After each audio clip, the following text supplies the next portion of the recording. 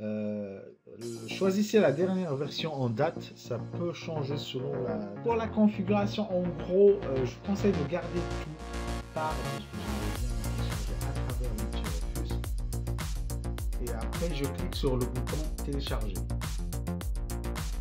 Et là, il va commencer l'opération de...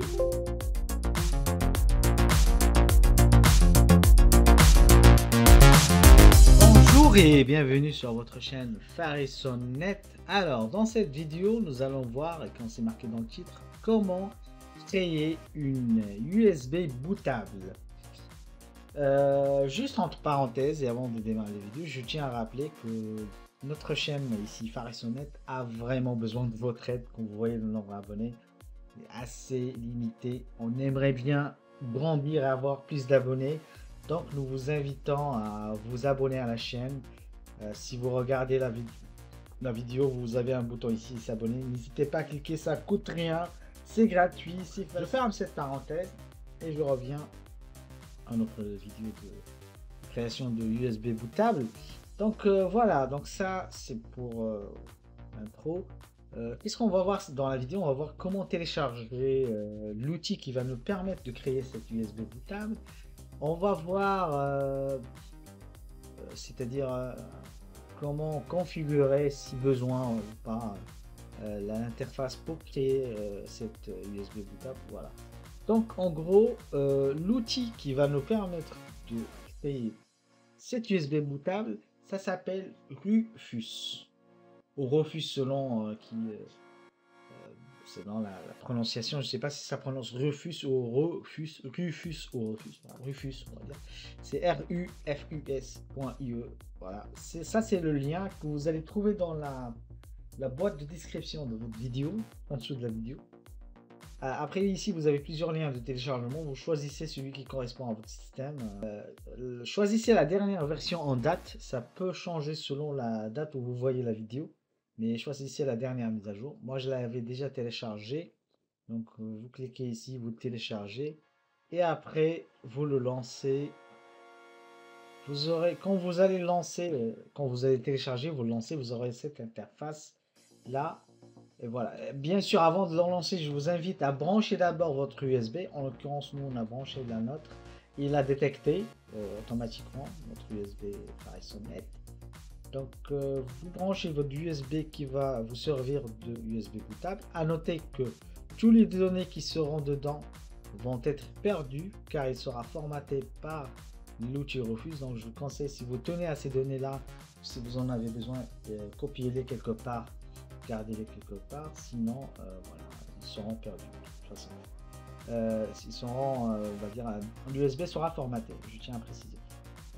Donc, pour la configuration, en gros, je vous conseille de garder tout par défaut.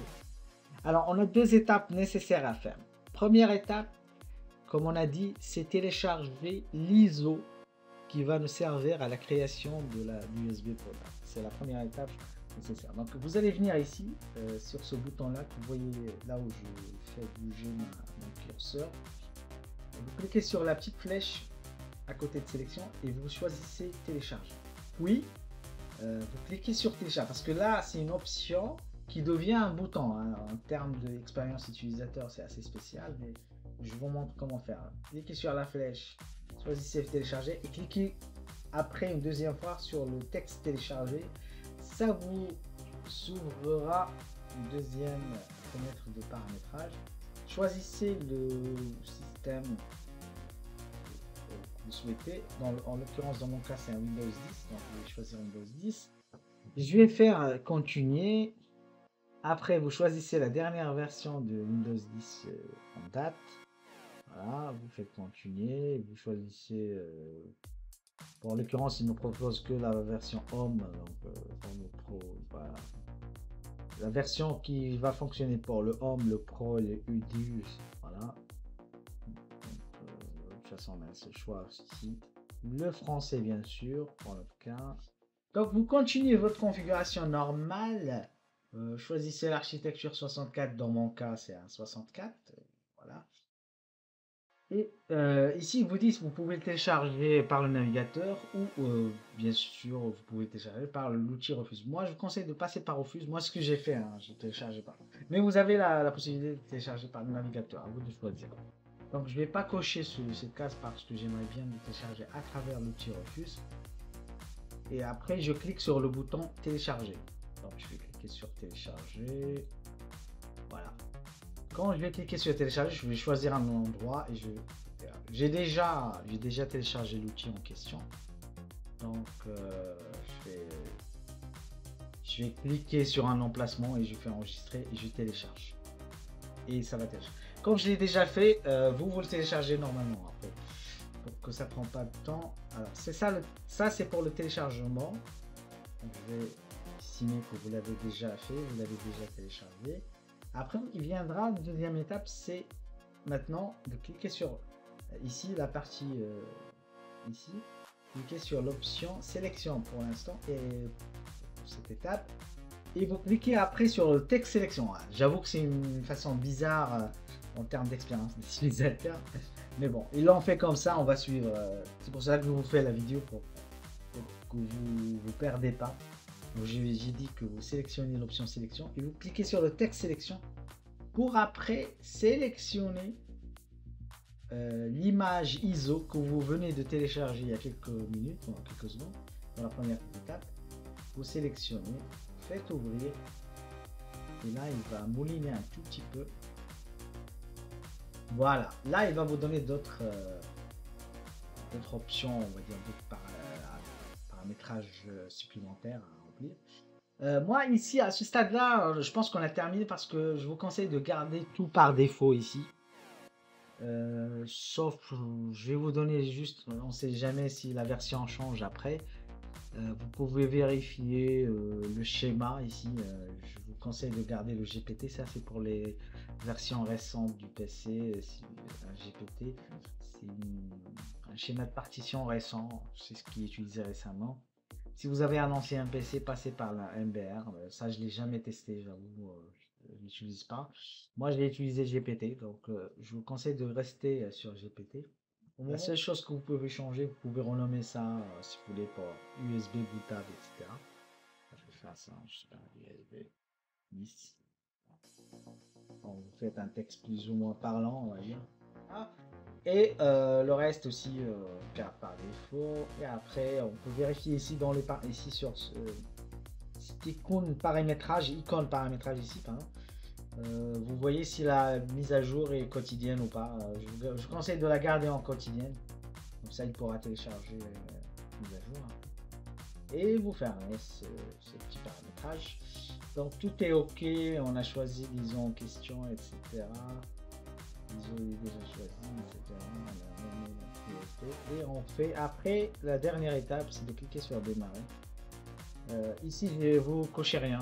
J'ai pas créé un utilisateur pour notre système bootable. Donc, j'ai rien coché et vous faites OK. Et là, il vous fait l'avertissement comme quoi tout sera supprimé. Donc, je vais dire OK. Et là, il va commencer l'opération de création de notre USB bootable. Donc, ça va prendre un peu quelques minutes. On va laisser terminer cette opération.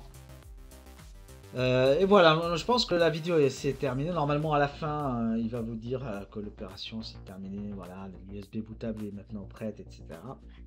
Donc, comme j'ai dit, cette partie-là, cette vidéo, c'est on va dire une première partie qui va être suivie par une deuxième partie où je vais expliquer aussi en détail comment réparer en redémarrant, comment redémarrer le PC avec l'USB en question, comment paramétrer le BIOS pour qu'il reconnaisse l'USB, etc.